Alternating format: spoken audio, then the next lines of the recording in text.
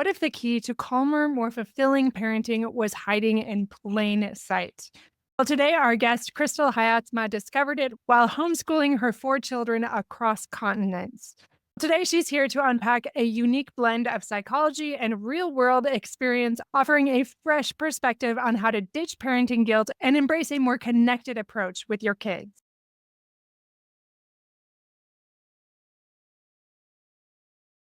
Welcome back to Fulfillment Therapy. Today we have a special guest, Crystal Haitsma, who's here with us. She is from the Parenting Coach and is a certified life coach and Canadian homeschooling mama who just got back from traveling the world with her family of 6. She combines her background in psychology with helpful coaching tools to help moms and couples with shame-free connection-based parenting.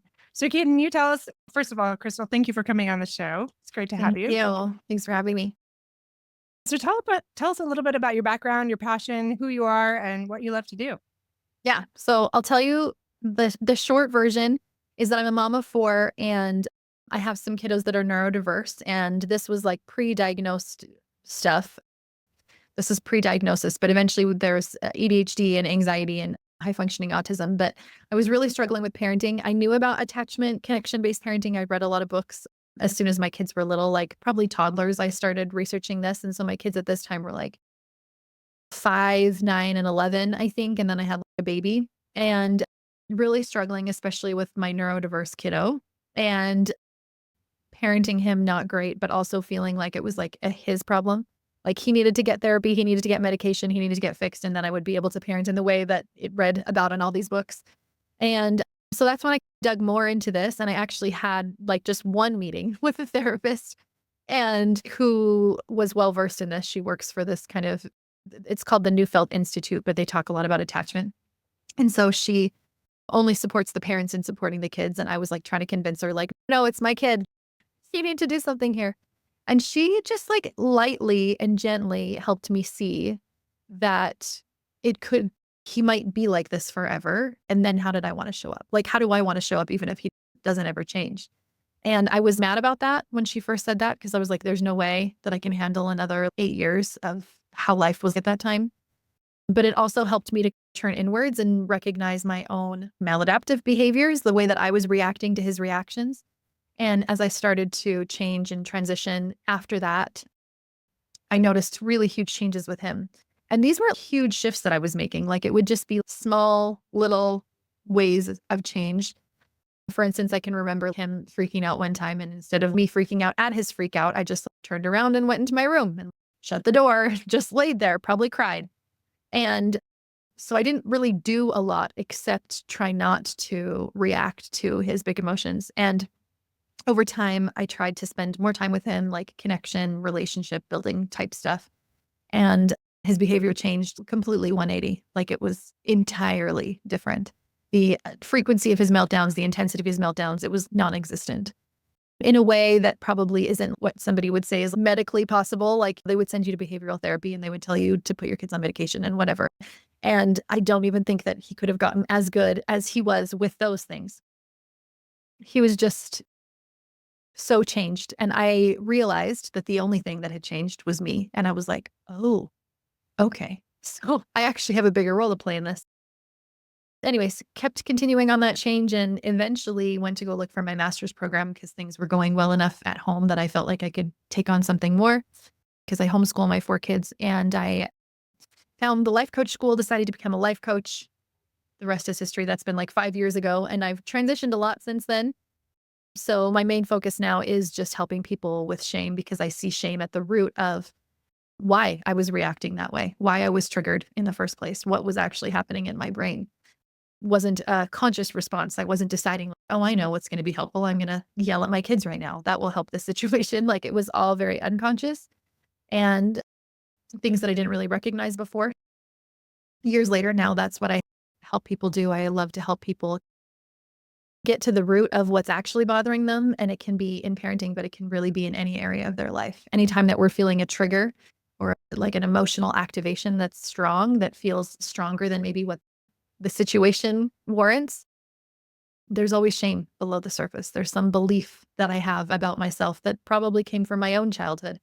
And so as we dig that out and process through some of what's coming up for us now, then we can naturally show up in the way that we want in all of our relationships. So Yeah. simultaneously, we've also homeschooled for a while, but my husband and I started online businesses over the last few years and then have done a lot of traveling while we're homeschooling and dealing with teen years and depression, anxiety, all the things in a very different approach than I would have ever known of before. So those shifts started happening around 2016, 2017. And by 2019 is when I started my first certification. So when you said depression, anxiety, are you talking about just with your kids and parenting Yeah. or in yourself? No, with my kids. Yeah. Looking back, like we didn't know a lot about postpartum depression and anxiety when I was having babies. And I never resonated with it. They were like, oh, lay in bed all day. Is it hard to get out of bed? Is it hard to do the things during the day? None of that resonated. But anger and rage, like deep anger and rage. And now what we know about postpartum anxiety and depression and the way that we speak about it is so different. So I likely dealt with for my first two kids some postpartum depression and anxiety that looked very different than what I was being told it should look like. So I always passed all the checks. They were like, oh, no, you're good. If you're still feeding your kids and you're getting out of bed, then you're fine. But my kiddos themselves dealing with their own like hormonal changes and emotional changes and moving and just all of the things that kids go through and just helping support them through, I think, what most teenagers deal with now. And how old are your kids right now? 18, 15, 11, and 9, Oh, 8. that's funny. Our kids She's gonna line be up. 9 in like a week, so yeah. Yeah. Our kids line up exactly, except for I have a 17-year-old, almost 18-year-old. Oh, Yeah. that's Going through the very similar parenting things and journeys, awesome. as we talked about before we started recording this episode today. But yeah, I love what you shared about your journey and how you are focusing on shame and really getting it dialed in on how you can best help people. So if you wouldn't mind, I know you're getting away from this a little bit more, but as far as with parenting, especially you're in your own Mhm. journey and traveling, like how has this helped in your parenting and what can we do to maybe apply some of those things? Yeah, I think that there's often shame below the surface without us recognizing it. If we were raised in shame-based homes, and if you were listening to this podcast right now, you probably were. Even if you're, like, resistant to that, you're like, "My parents were good parents." I'm not saying your parents weren't good parents, but all of the information that was out there, all of the parenting support that was out there was all intensely shame-based. And so unless your parents were, like, very forward thinking, they likely were using shame tactics. And so this doesn't even have to be something super overt like yelling or spanking or locking somebody in their rooms, which were often used also. But it can be things just better, or your sister would never do that. Or why did you do that to me? Or like you're hurting my feelings. You're the one making me mad. The kinds of things that likely you heard on a pretty regular basis, or your parents going like stone cold, like ignoring or pretending like you're not there or something. So I've heard it all, but if you're raised in that environment, shame is going to be below the surface for you in your parenting, and it will inevitably show up in your parenting. And so anytime that you're feeling very reactive, like blaming defensiveness, anytime you're feeling very people pleasing, like I have to make them feel better, I have to get rid of their disappointment, I have to solve this, or anytime you're shutting down and withdrawing, either emotionally or physically or both, shame is below that. Those are the 3 shame shields, and that is how we respond to shame, and that is how we know that shame has been there. So when I look at my parenting, I don't ask, "Where is my shame?" Show me right now where my shame is, because there will be something inevitably. And as I start working through that on my own, over time, I become less activated. I'm less triggered, less frequently, less intensely, which just means that I'm more able to show up in a way that feels congruent. So feeling congruent is like what I consciously and logically want to do. It's I know that I want to respond to my kids with respect and with connection, with love, with compassion. And that might be where my logical brain's at. But all of the shame stuff we're talking about, all the childhood stuff is in our subconscious mind. So subconsciously, my brain just flips its lid. It's like, no, actually, we're going to scream and yell here, even though we're like, wait a second. So tried for years to stop yelling because I lent more to that way. I run a little bit more hot in that area. And I tried forever, all these conscious tricks to try and stop yelling. And it wasn't until I started doing this other work that felt completely unrelated to my yelling, that my yelling went away entirely. Like, I don't ever feel rage ever about anything. And I don't ever yell. And not because I'm trying to not yell. I never stop myself from yelling. I don't feel that level of intense reaction anymore. And I was for sure a yeller. Like, behind closed doors yeller. My friends would be like, just ask my husband, ask my children. They will tell you. I'm sure I seemed very lovely and amiable in real life. But anyways, so that was what happened for me. And I think that as we uncover this, we recognize that it happens in other areas of our life. And the transition that I've been making with work has been helping people specifically with this. So it doesn't matter if it's like an employee that's triggering you at work, or if it's like something on social media that you see, or if it's when you jump on the weight scale and you see a certain number or a certain number in your bank account, right? All of those things can be triggering. It's not just our kids. Kids are just often the best triggers. We feel them, we recognize them more strongly. So if you're listening to this and you're like, I actually feel pretty good about my parenting, there might be other areas of your life where this is coming up. And in some way, we're attaching our identity, our belief, our something to something external. Shame is not enoughness. That's the best description of shame that I feel. And in some area of my life, I'm feeling that not enoughness somewhere deep down. And again, consciously, you can believe you're the best mom ever, but it does not matter if your subconscious mind is not on board with that belief, because your subconscious mind is what's going to rule the day when your kids don't listen 17 times, when your kids skip the school, when they start struggling with depression, like when things pop up and you're feeling very activated about it. It's really what's happening in your subconscious mind that actually matters. Consciously, I probably thought I was an awesome mom. If somebody had asked me, I would have been like, yeah, I'm doing a great job. But subconsciously, under the surface, when I'm like laying in bed thinking about my day, I'm like, am I actually messing them up? Am I actually adding to their generational trauma and not like fixing it? Did I actually totally mess up today? Or are they just going to turn out to be like, I don't know, robbers or something when they grow up? I remember this one kid that I had I still have him, but never listened to me. And I was like certain that he was going to end up in prison one day because I was like, no, he never ever listened. Anyways, who knew that it was so much of what was happening inside of me and not my personality, not a personality trait, not a character flaw. It was just all this gunk that I had held on to since childhood that I didn't recognize was there.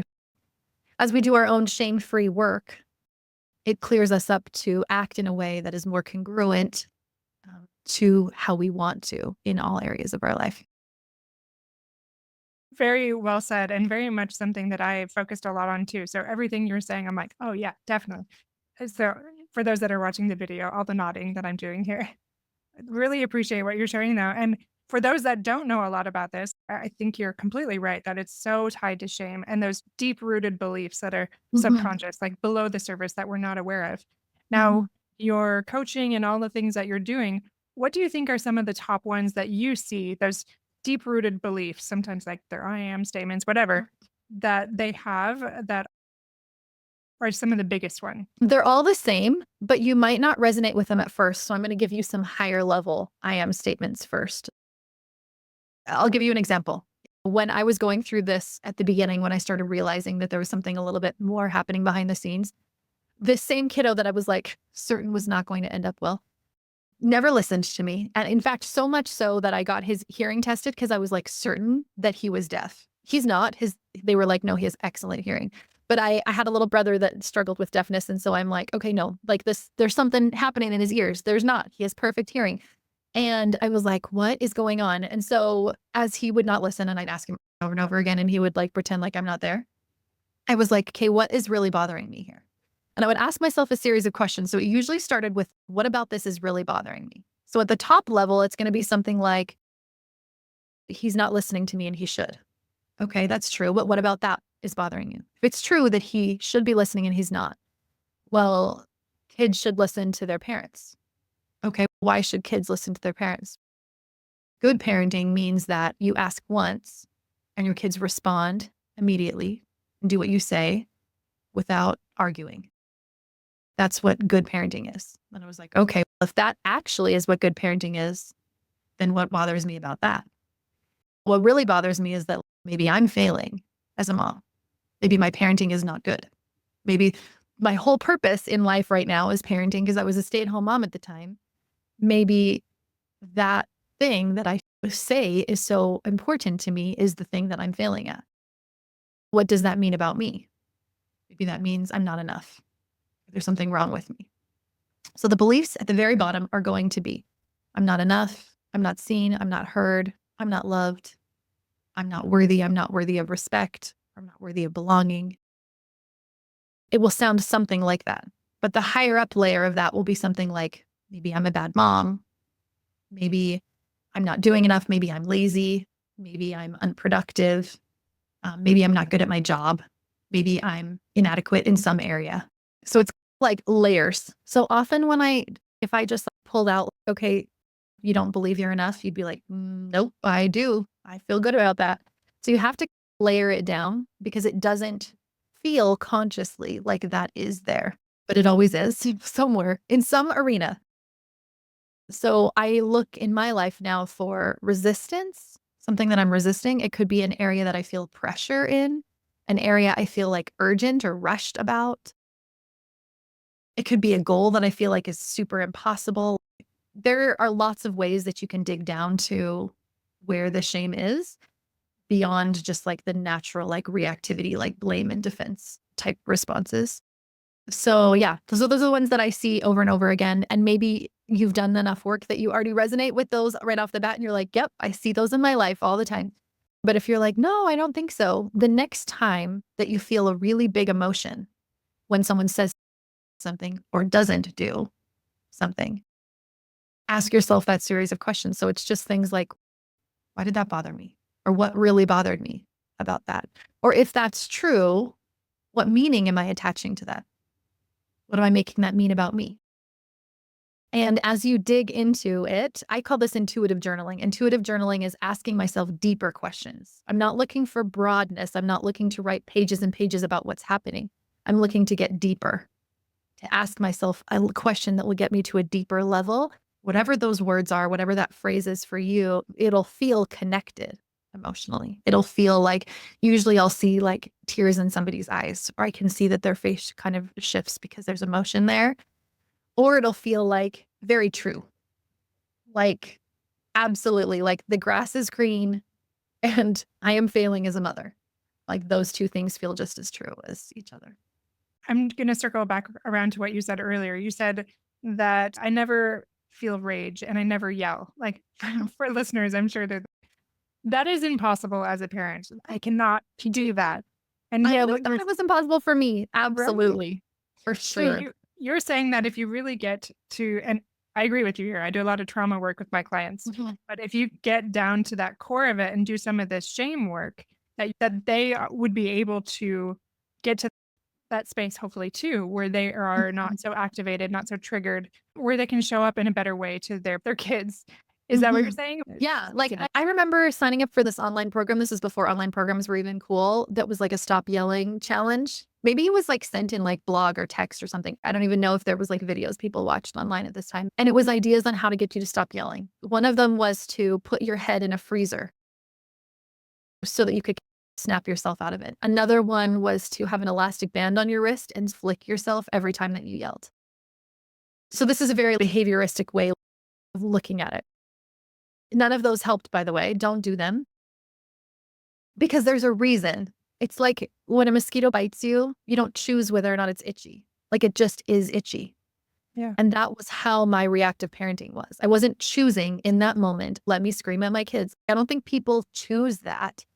That is the mosquito bite itching and it just puffs up and it's itchy. And I think that the work I'm talking about is this deeper work of going inward, going into our subconscious. Healing is often a word that you hear and I say, but I would say that healing is actually just remembering what the truth is about us. So all of those beliefs that I mentioned that people talk about are all false beliefs. They are thought errors. They are beliefs that we took on from our parents, from our teachers, from people at church, from people in our community. because of the way that they interacted with us. Eventually, those beliefs became solidified like concrete in our mind, where we were just like, yep, this is my self identity. And not the kind of self identity that we even recognize consciously, but it's like there under the surface, always going. And as you do that work to heal, quote unquote, heal, that just means like recognizing the thought errors, recognizing the ones that aren't actually true, and unbelieving them to leave room for the truth. But this is easier said than done because it's not a conscious thing, right? If you could consciously talk yourself out of, I'm actually not a bad mom, then you would already be where you want to be. Like I never consciously was able to talk myself out of yelling, no matter how much I tried to talk to myself about it and beat myself up about it. It would just happen every day. And so the work is deeper work. It's more in the body. It's more feelings work. We can get into what that means, but it's a different kind of work that you do. But as you do that work, absolutely, that's where things change. Things change with your partner. I work with a couple where the husband was very volatile and the wife was pretty much it's the end. I'm not going to stay in this kind of relationship anymore. And he did not recognize that it was like all of this past shame stuff coming up for him. And as we worked on that, he was able to recognize when he was feeling triggered, pause. Sometimes he would first start freaking out and then he would pause, leave, go do his own work, reset himself entirely, feel completely different energetically, and come back and be so vulnerable and be like, you know what actually was bothering me about that is that I felt like you were telling me I wasn't a good enough partner. Didn't have anything to do with what was actually happening. And then they're able to have this beautiful conversation where they both feel even more connected at the end and feel more connected through the process. So it works for more than just parenting. But yes, I think that if you're somebody that struggles with yelling or shutting down and withdrawing, it can show up in a variety of ways. We can get to the space where we don't feel like that's part of us. I used to just feel like it was me. Like if somebody had said, "Oh, tell me a bit about you," I'd be like, "I'm really impatient and I lose my temper a lot." And that just felt like my hair is blonde. Like it, and it's not. That's my nervous system. That's beliefs. That's identities that I've taken on. That's negative reactions that are happening in my mind for a reason. And now I don't believe that anymore. I don't believe that it's a personality trait. So if you're listening and you're like, no, that's just who I am. I don't think that's. I really appreciate you saying there's so many good things I wanted to talk about with that, but I'm trying to think where to hone in on here. So it's just really doing that deep work because it's connected to everything. Actually, when you said this is about parenting, the place my mind went first was like, oh, this feels like it would come up so much more. I'm thinking about my clients and myself personally in your marriage and your relationship Mhm. because that's often well, they're both very likely places to Yes. get triggered and activated. But it seems like another adult that you're spending the most time with is where it's coming up, at least in my life, more often. And yeah, exploring that because there's so many layers. And I know even doing my own deep work for quite a while, I'm still unraveling some of those layers and getting a little bit deeper and a little deeper and Mhm. very much like less activated. And yet I wonder if I'll ever totally get to the bottom. I don't think Yeah, I thought that question. I'm like, is there a life where I am never triggered? And I did meet somebody who said that they'd done enough shame-free work that they felt like they didn't ever feel shame anymore. And so I asked her about that. I was actually taking a training from her about shame. And I asked her that question and she paused for a minute because at first she said yes. And then she's, you know what? Probably 90% of the time I can feel like I'm just able to not be triggered, not be attached to what somebody's saying or doing or whatever. And then the other 10% of the time I am, but maybe not as intensely. And I would say that's how I feel now. And I'm able to recognize my triggers more, like when it comes to my husband or when it comes to the weight scale or a number in my bank account or something that a client says or doesn't say or whatever, or somebody quitting or something. I'm able to feel it. And now I know how to process it. So I don't worry so much about never feeling that way because I actually think there's some really beautiful lessons we can take with us. The lesson from me diving into this belief of like my deep inadequacy can help me sit with that, feel with that, move those emotions, and then move to this other space of truth where I'm like, I wonder where that came from. That doesn't actually feel true anymore. I think that both are necessary. And so I'm not looking for a life where I never feel that way. I'm looking for a life where I recognize that and I know how to move it energetically so that I can live more of the time in this other space of feeling calm, feeling untriggered. And I actually think that's how we help people too. Because if I'm people pleasing, that was my other big tendency.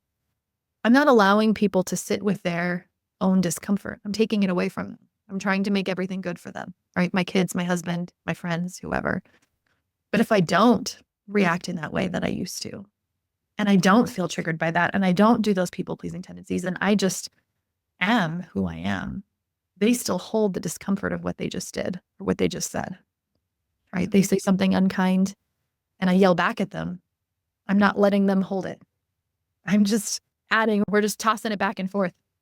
Think of it like a hot potato, like you used to play. I used to play this like hot potato game. Like you turn on the music, or I don't even know what you turned on, but you like pass the hot potato and you didn't want to get stuck with the hot potato. And I think that's what shame is. Shame wants to grow. As soon as I feel shame, people around me are going to feel shame because of how I'm responding to them. I could feel shame because of something with my kid, but I'm going to spread my shame to my husband and to my friend or to somebody at the park or whatever. And so I think of this work as I'm dropping the hot potato. I didn't even pick it up. And if I did, I pick it up and I drop it and I stop the spread of it because of that work that I've done. And then it leaves other people probably deeply uncomfortable because my response is not what a normal response would be.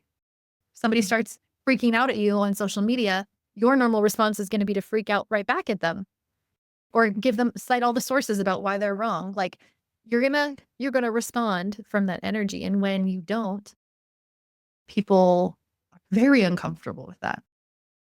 It's not the norm.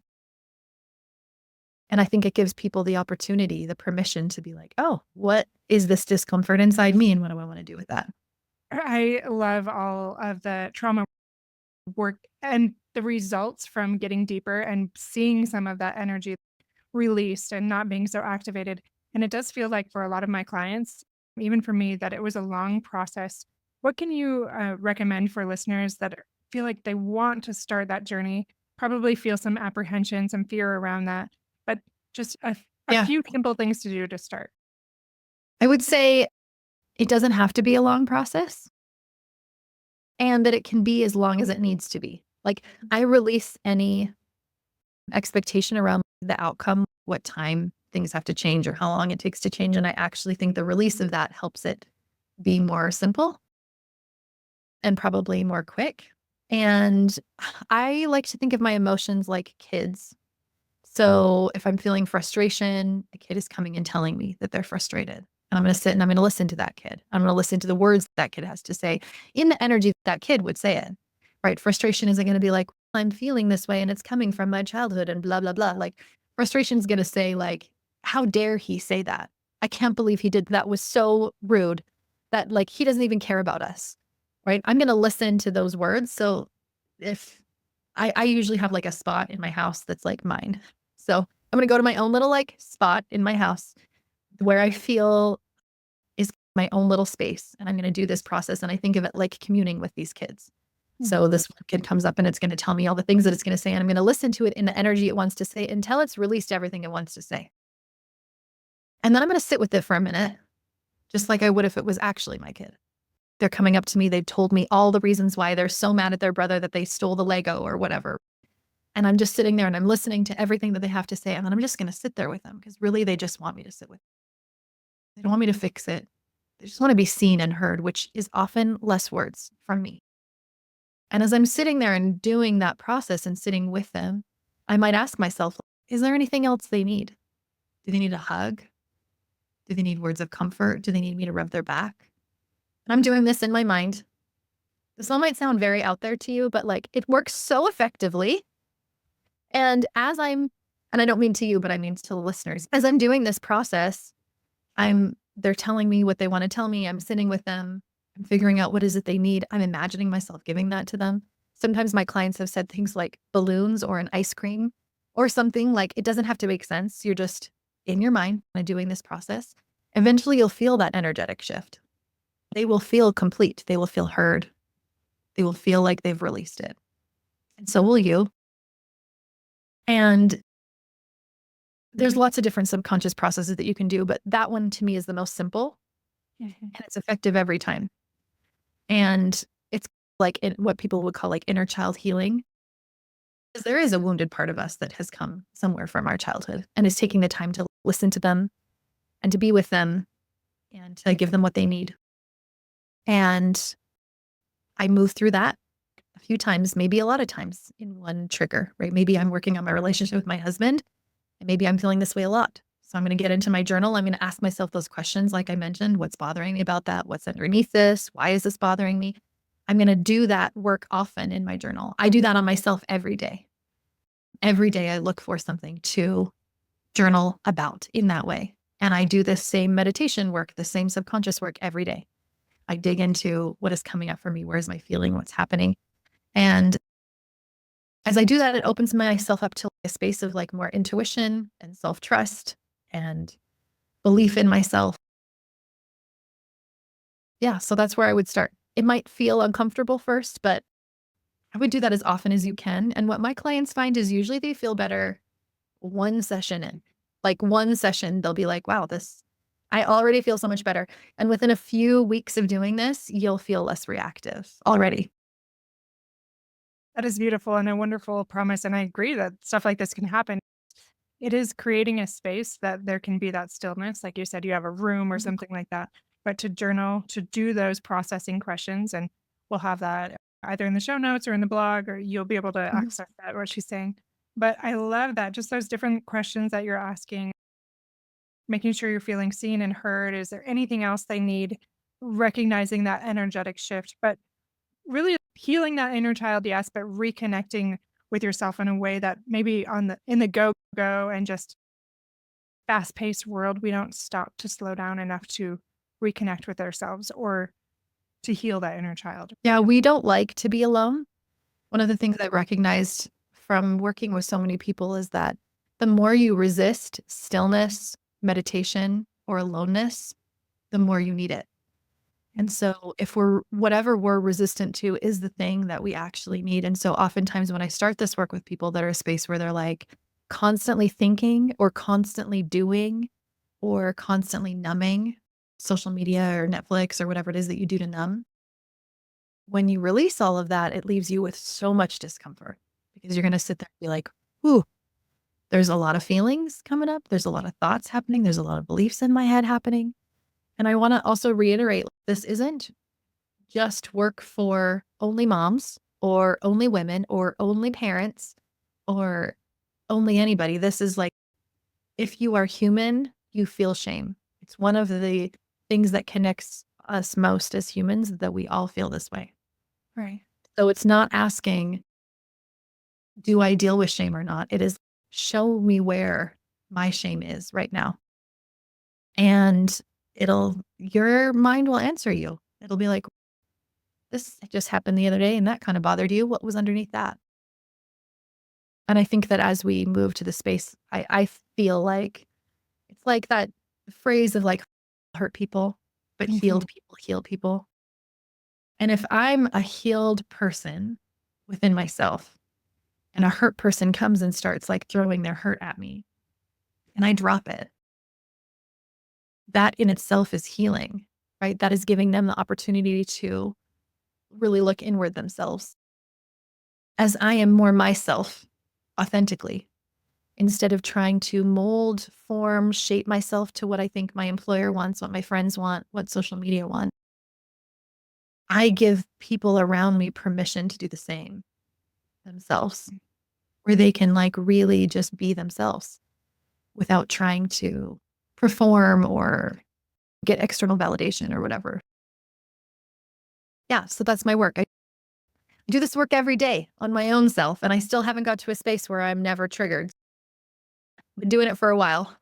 There's always something new that comes up. And I think anytime we go to a new area of growth, it'll come up again. So I might feel pretty good. And then we're like, let's start a business or let's get a job promotion or let's go back to school. Like your mind wants to grow, it wants to learn, it wants to become. And so then you'll move to that. And then that will be a whole new area of learning, whether it's in spirituality or in school or work. Yeah, absolutely. And I've noticed that same thing myself. My husband and I are looking into PhD programs right now. He's also a therapist. And we're like, are we ready for that next step? But we know what it does for Mhm. relationships, for all of these other things. And I don't know.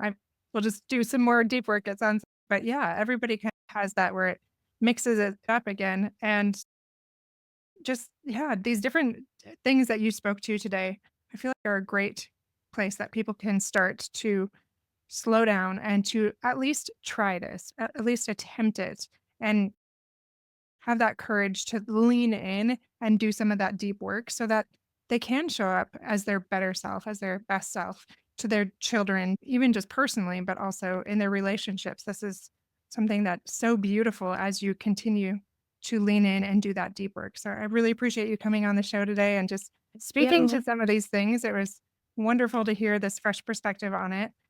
Where can we find you if anyone wants to reach out? So I have a podcast, the Parenting Coach podcast, and just recently I actually had somebody interview me on that, and we went through an experience like this where we tapped into this space where I helped guide her through that. So you can go and listen to that if you're curious how it would sound. I have a couple guided meditations on there that can guide this process if you're not quite sure where to start. You can find me on Instagram at the.parenting.coach.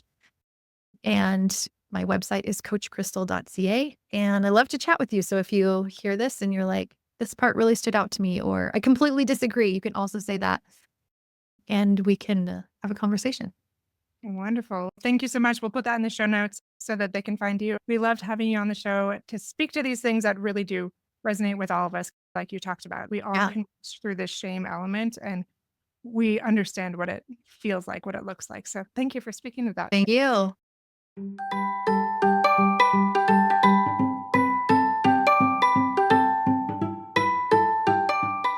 Hey, friends, I hope you enjoyed today's episode.